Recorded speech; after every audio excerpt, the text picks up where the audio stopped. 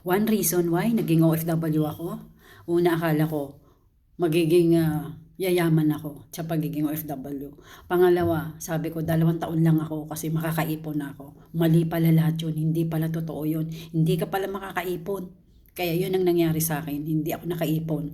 Tumagal lang ako ng abroad hanggang ngayon. Pero ang good news naman, kaya ako tumagal pala dito. May reason din pala kung bakit ka tumatagal. Kasi dito ko pala makikita yung dropshipping business na pinapangarap kong negosyo noon pa man.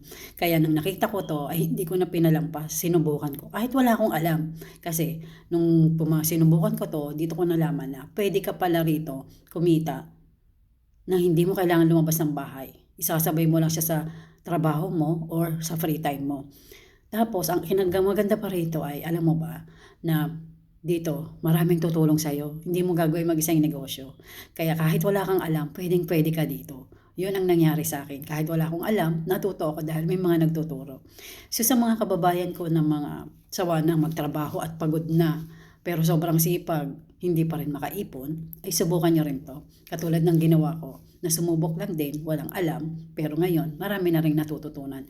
Kaya, pwede rin kitang turuan kung ano yung natutunan ko para kumita ka din. Tulad ng nangyari sa akin. Message me in my inbox.